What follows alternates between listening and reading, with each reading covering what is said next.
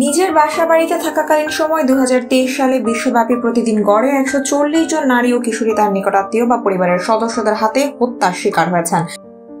আন্তর্জাতিক নারী নির্যাতন বিরোধী দিবসে সোমবার জাতিসংঘের দুটি সংস্থা ইউএস উইমেন এবং জাতিসংঘের মাদক ও অপরাধ দপ্তরে প্রকাশিত এক প্রতিবেদনে এই তথ্য উঠে এসেছে। প্রতিবেদনটিতে বলা হয় 2023 সালে বিশ্বব্যাপী প্রায় 51,100 নারী ও কিশোরীকে তাদের সঙ্গী বা পরিবারের সদস্যরাই হত্যা করেছে। 2022 সালে এই সংখ্যা ছিল প্রায় 48,800 জন।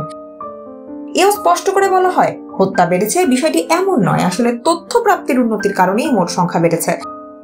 উভয় সংস্থা জোর দিয়ে বলেছে, এই ধরনের লিঙ্গভিত্তিক সহিংসতা বিশ্বের প্রতিটি অঞ্চলে নারীদের এবং কিশোরীদের প্রভাবিত করে।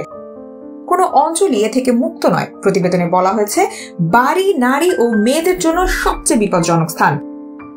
2023 সালের হিসেবে সঙ্গী ও পারিবারিক সহিংসতার কারণে সবচেয়ে বেশি হত্যার ঘটনা ঘটেছে আফ্রিকায়। আনুমানিক 21,700 জনকে হত্যা করা হয়েছে সেখানে। এই মহাদেশে জনসংখ্যার তুলনায় এই ধরনের মৃত্যুর হারও সবচেয়ে বেশি ছিল। প্রতি 1 লাখে 2.9 জনকে হত্যা করা হয়েছে আফ্রিকা মহাদেশে। আমেরিকা এবং ওশেনিয়াতেও এই সংক্রান্ত মৃত্যু হার বেশি ঘটনায় ছিল। আমেরিকায় প্রতি 1 লাখে 1.6 জন নারী এবং ওশেনিয়ায় প্রতি 1 লাখে 1.5 জনকে হত্যা করা হয়েছে। বিপরীতে এশিয়া ও ইউরোপে মৃত্যু হার ছিল অনেক কম, যথাক্রমে প্রতি 1 লাখে 0.8 এবং 0.6 জন। প্রতিবেদনে উল্লেখ করা হয়েছে, ইউরোপ ও আমেরিকায় বেশিরভাগ নারী তার সঙ্গী দ্বারা হত্যার শিকার হয়েছে বাসা বাড়ির ভেতরে। অন্যদিকে পুরুষ অথবা কিশোরদের হত্যা করা হয়েছে বাড়ির বাইরে কোথাও। আরো বলা হয়, ঘরে ও বাইরে সংখ্যার বিচারে বেশি হত্যার শিকার হয়েছে পুরুষ ও কিশোরেরাই।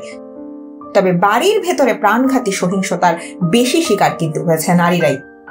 2023 সালে হত্যার শিকার হওয়া নারীদের প্রায় 60% ঘনিষ্ঠ সঙ্গী বা পরিবারের সদস্যদের মাধ্যমে। আর মোট হত্যাকাণ্ডের শিকার মানুষের মধ্যে নারীদের হার 20%। প্রতিবেদনে বলা হয়, এই ধরনের হত্যাকাণ্ডগুলো উদ্বেগজনক হারে বাড়ছে। এসব মৃত্যু প্রায় লিঙ্গভিত্তিক সহিংসতার ফলে ঘটে এবং সঠিক সময়ে ও কার্যকর হস্তক্ষেপের মাধ্যমে এগুলো প্রতিরোধ করা সম্ভব।